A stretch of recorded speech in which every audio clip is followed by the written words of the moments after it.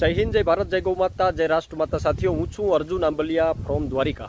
મિત્રો, થોડાક દિવસ પહેલા બોટાદમાં એક આપણે ખેડૂત આંદોલન થયું અને ખેડૂતોના જે પ્રશ્નો હતા તે આંદોલનમાં શું શું ઘટના બની એમની તમામ એક વસ્તુનું નિષ્પક્ષતાથી અને નિડરતાથી કવરેજ કરી અને ગુજરાતના તમામ ખેડૂતોના દિલમાં ખૂબ જ ટૂંકા સમયમાં કાજલબેન સુવાએ ખૂબ મોટું નામ કે કર્યું છે.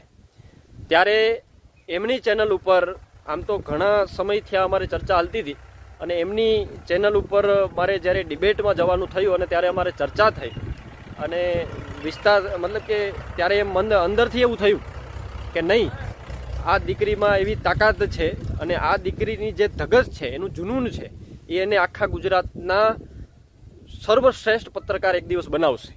અને એ પોસ્ટ મેં મૂકી. ત્યારે પોસ્ટ મૂક્યા પછી ઘણા બધા ગુજરાતના ઘણા બધા ખૂણેથી ખેડૂત આગેવાનો, ખેડૂત યુવાનોના ફોન આવેલા કે અર્જુનભાઈ, કાજલબેનનો અમને નંબર આપો, ખૂબ ખેડૂતો માટે અવાજ ઉઠાવે છે, બોલે છે. મિત્રો,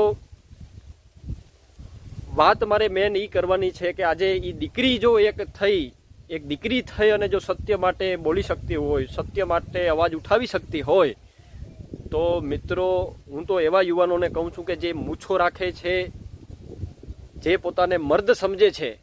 હું એમ નથી કહેતો કે સરકારનો આંધળો વિરોધ કરો, હું એમ નથી કહેતો કે આંધળા મુદ્દા ઉઠાવી લ્યો. જે સાચા મુદ્દા છે, જે વ્યક્તિ સાચો છે, સાચું લડે છે, એમને તો સપોર્ટ કરો.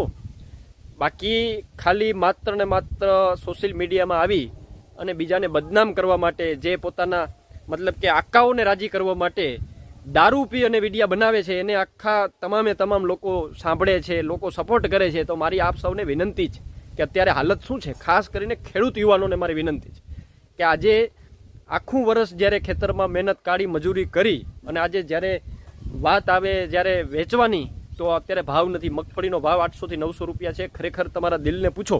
મેં હમણાં જ એક પોસ્ટ કરી હતી, બધા લોકોએ કીધું હતું કે ભાઈ 1500 થી વધારે ભાવ હોવો જોઈએ. તો સત્ય સનાતન છે, અત્યારે 1500 થી 2000 ભાવ હોવો જ જોઈએ. પણ ક્યાંક ને ક્યાંક મિત્રો, આપણે હજી આજે એક દીકરી જ્યારે અવાજ ઉઠાવે છે, આજે એને બધા આપણે સપોર્ટ કરીએ છીએ, સમર્થન આપીએ છીએ ને આપવું જ જોઈએ. પણ મારું એટલું કહેવાનું છે કે આ બધાય આપણા બધાની ફરજ છે. જે લડવાવાળા તો લડે જ છે, જે સત્ય માટે અવાજ ઉઠાવે છે એ તો ઉઠાવે જ છે, પણ બધાય પોતપોતાના આત્માને જગાડો તો જ થશે. અને હા, એક બીજો પણ હું તમને કહેવા માગું છું કે ગુજરાતમાં હવે નવા જૂની 110% થશે. શું કામ થશે એ હું તમને કહી દઉં. કારણ કે અત્યાર સુધી કોઈ પણ આંદોલનકારીઓ કે જેલમાં જાય ને, તો એની પાછળ